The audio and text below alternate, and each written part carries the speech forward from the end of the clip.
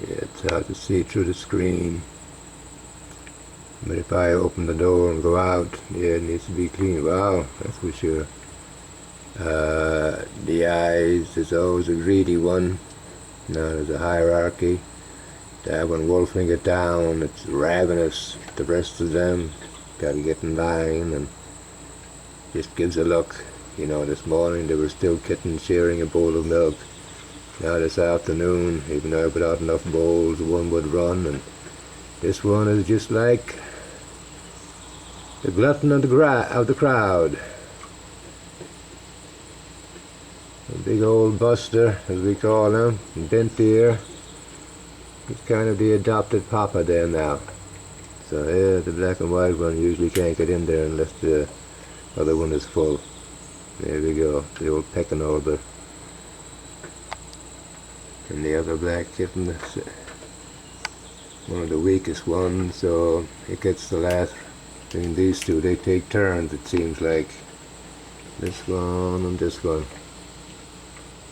Black and white one. Maybe I can get out there now.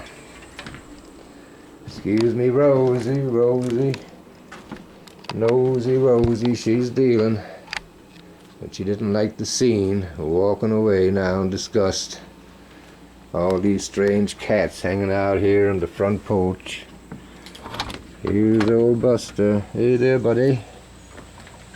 And he used to run from me. He used to steal around here, talk about being stealthy. You know, last one to eat. Nighttime fine. He started coming around during the day a bit. Now look at him. Hey there, buddy. There you go. It's a wild feral cat here, but he was one time somebody's house pet and abandoned. So that's right, buddy. There we go. There we go. Right there. That's it. So just a bit of love and affection, you know. Now he's not feeling so bad. Okay. So now we can see the rest of them. So there's your man getting the leftovers. The rest of it right there. So this black and white one that rejected. That was a reject from the black and white one, and the other one has gone off full somewhere. Out here. I hear you, buddy. I know, look at that gentle paws up. You know, this ferocious animal out here with other cats. And it's amazing how he's bonded, not, I said, not being the papa. Papa came by yesterday and he was going to come along and chase this guy off or check out the scene. I walked out and the Buster came over to me. He was perched up there. That's his new perch. And the kittens are playing around the steps and everything. So here he is again. So Papa jumped up over there, coming from over this place, and his big old cat, Papa to these four kittens you see, and stayed over there where that kitten is. When Buster came to me and I petted Buster like that, next thing you know, he just stuck right off. Usually he'd come up, he'd spray here, make a, you know, so we get that bit of a stink. He had to, you know, but he was keeping the ground safe, the territorial thing for the kittens. Now I guess he's passed down the responsibility to our buddy here, and they have bonded. So, but now it's a question of trying to get them taken care of, and that's where money comes in. But there's a program we're going to check out. Alley Cat, I think it is, some folks involved with that. And hopefully we'll get them some care. Alright, but it's amazing how, you know, you find one. Here's that greedy one. You can see it in the eye just about. I hope I can get that now. He's coming around, seeing anything left. He's, yeah. Did I get it? No, it moved. It's hiding under the, here we go. Here we go. He just got, yeah, what's there for me? That's left. He gets right in. First one there, neck craned out. And then the growling. Here he comes. Oh yeah, there's a bone underneath the chair with a bone in there, so leftover bone, he's got that one. Here you go. Yeah, you seem okay now. No food, you ain't got that wild, crazy look where you just dart in and grab the piece and then run off, or else keep the rest of them away. Except old Buster put you in your place last night, finally. It was his turn for some good stuff. So anyway, we got a whole drama going on here. But it's like, you know, just hanging out with some cool cats and trying to give them a place to hang out. We all need a place to hang out. The whole social aspect of being humans as well. Family. And it's amazing how this crowd there is your family, and just a little bit of kindness and compassion goes a long way. And that sure makes life a lot richer. Alright. This is the cat story.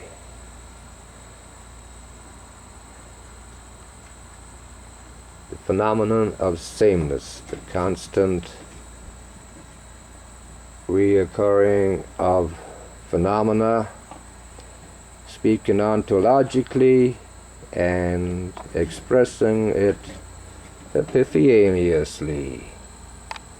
So that's the story for now. Bard Bart. Happy cats. Contented. They all would run wild. There we go, look at the two of them over there now. Old friends. When he came in this morning, well, that's just, oh, there we go, the two of them together. Alright, the brothers and sisters. Not so fuzzy wuzzy. That's it. Gotta get some work done. Check out Sanjay Gupta and Common Sense finally coming to the culture. His special on CNN about marijuana, where he believed the authorities. He figured that they were trustworthy. What a joke that is. Government officials. Oh, I tell you, people who believe government officials are official versions of anything. You know, official versions are always self-serving, and it's the GE version of reality. And that's what we have in the culture right now, with our foreign policy speaking from an American point of view, US. Sorry, buddy. Skittish kittens. Okay, sometimes they'll just go a little bit. And it's just old Buster and myself hanging out there now, right, Buster? So anyway, G version of history is that when the Europeans arrived in America on the east, started settling on the east coast, the Indians moved west. Serious.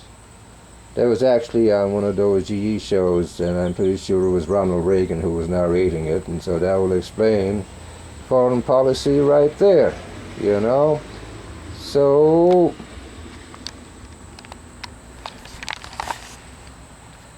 wait a second now, get a bit of light. Here we go. So there we go. Okay. And Ronald Reagan's foreign policy, well, and the reality today with Obama. Okay. And since Reagan has been the GE version of reality for the military-industrial complex. All right. So here's a short poem on the subject. Get a life. Dancing around the idiocy of folks who take themselves too seriously, whining with blustery authority. Get a job, a real one. Got one already. Helping to end wage slavery with intellectual peasantry. Traveling with good Samaritan stories and poetry. So there you go. This present Pope Francis he's been talking about that kind of slavery as well too, wage slavery. But now you got buzzwords. Wage slavery in America? Why, that's commie talk, commie socialist talk, exploitation of workers, commie socialist talk. We don't speak that way. That means you're anti-American. If you're anti-capitalist, no it don't. That is predatory capitalism, my friends, okay, which is anti-American. Okay, what's true American is enlightened capitalism. Okay, what is that, says you? Who's your man when he's at home? Well, the shamrock. All right, intellectual shamrock. The first principle, is entrepreneurship guided by stewardship. See, there's the tribe, there's the whole human tribe. And taking into account that everything is a gift given and work accordingly. That is the value system that we're supposed to espouse. The second leaf is a living wage. Okay, as opposed to cheap labor. Business needs cheap labor is a big old lie. Deceit, that's the plantation mentality, master slave. Who wants their child to be cheap labor? Okay, only the people who want others to be cheap labor, but not for them or their own. No way. There's the hypocrisy, and off to church and go, and then don't criticize them and their capital, their love for mammon, which is idolatry. Plain up an old idolatry, and now this Pope is going to be slagged by people like Donahue. They're going there. Oh, liberation theologists, Marxists. Excuse me. Marx was quoting Christ and a lot of stuff. Who are you going to quote? Who are you going to listen to? Karl Marx, who was going by rabbinical scholarship and his ideas, ironically, by the way, only didn't believe in a deity, or Scripture. Okay, Scripture comes first. I love it when the priests and other people are going by what Marx said, not by Christ said, and not by what the apostles said. On sharing of wealth, for example, Acts 2 of the apostles, where he talked about what community is, defined community, breaking bread together, and what that truly meant, breaking bread. And then the people who had wealth and resources went and sold what they had and shared with the people who didn't have. That, folks, is called redistribution of wealth. That is in Scripture. Now, here, the military-industrial complex, how? That's liberation theology. No, motherfuckers. Dickhead motherfuckers and fickle bitches, terms in obtuseness of spirit. And that language comes from what Oedipus did to his mama. It made him a dickhead motherfucker, and it made Jocasta, his mama, a fickle bitch. Okay?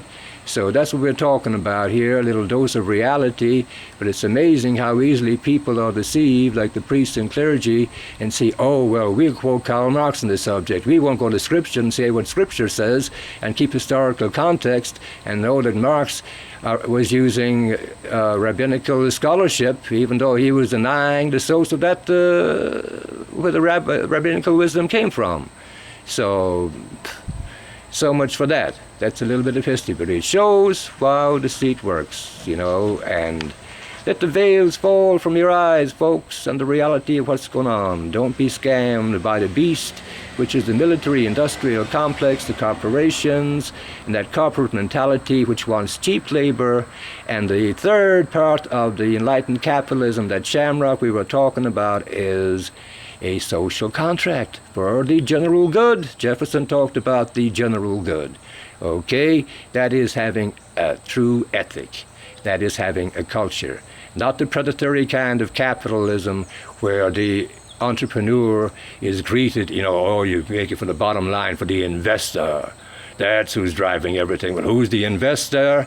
Everybody who has money who is invested, and those who would invest if they had the money, those who want to be, which is human perversity, you see. So there ain't nobody to blame except everybody, okay, including me. We all got to work our way through those desires, and that's the journey. So we got some poetry on that, but I will do it for now. That's basically it from Bard Bart right here. Yep, you're at home with a poet, and don't you know it. Bye for now. All this in heaven too. Yeah, gotta get better at that. And there's